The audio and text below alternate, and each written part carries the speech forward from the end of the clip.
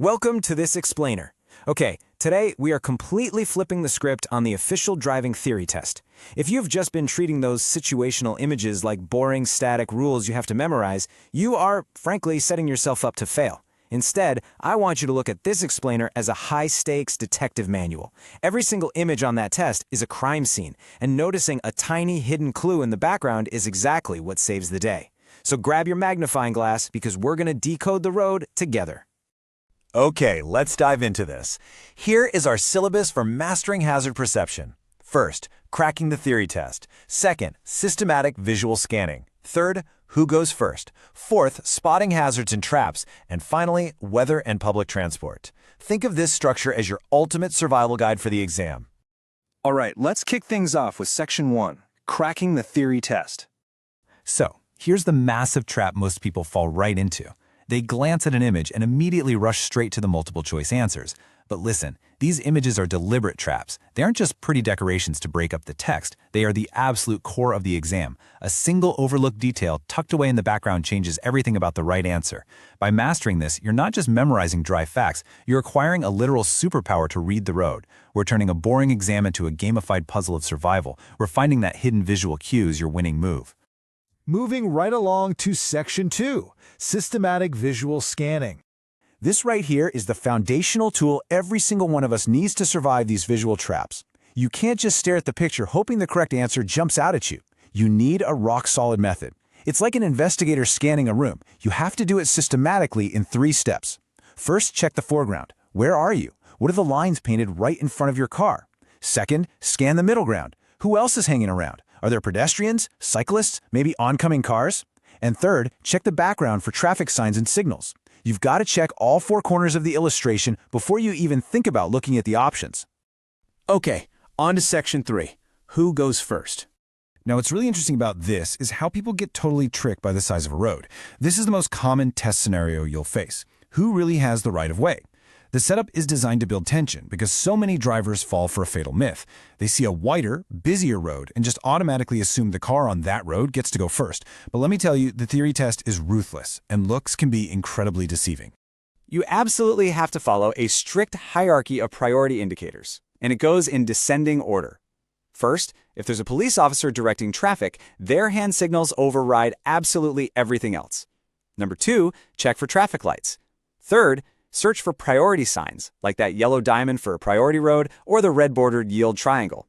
And finally, if literally none of those are present, you have to apply the general rule.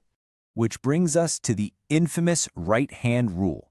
If an intersection is totally unregulated by signs or lights, you must give way to traffic from the right, completely regardless of the road size.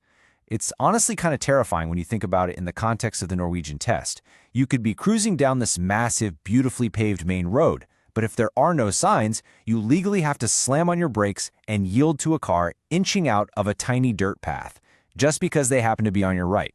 Crazy, right? Let's hit Section 4, spotting hazards and traps.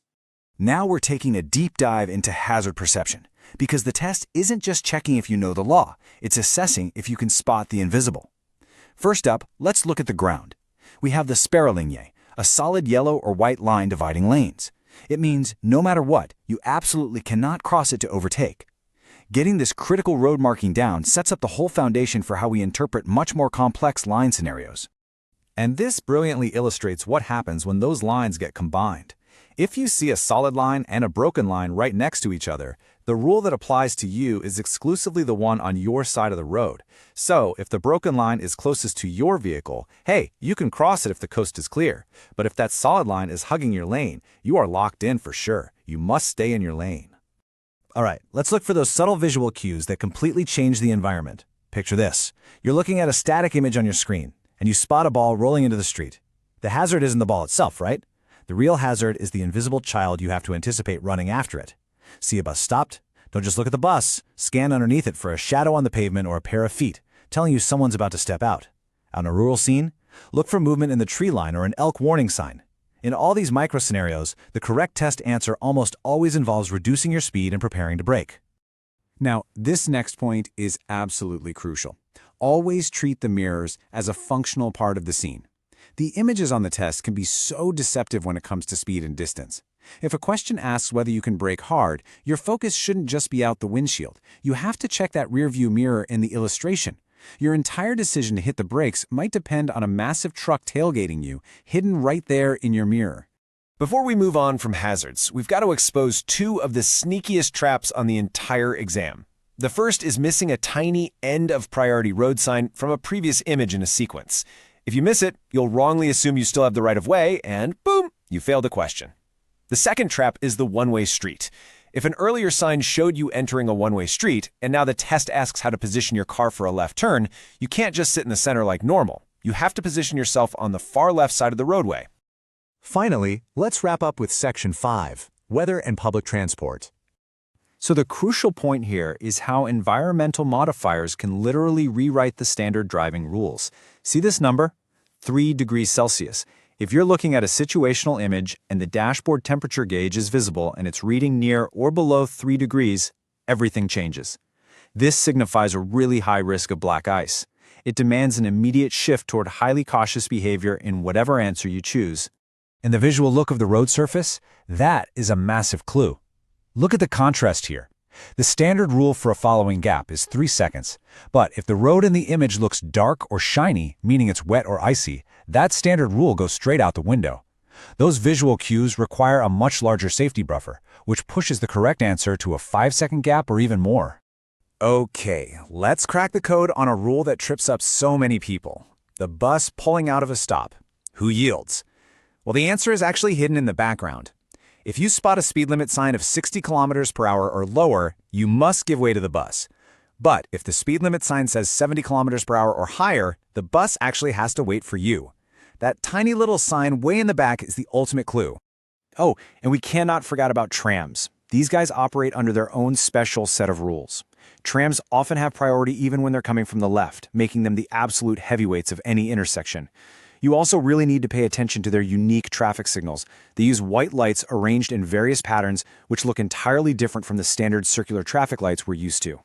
Which brings us to one final, really important question. When you sit down and look at these images, are you just trying to memorize a few rules to pass a test?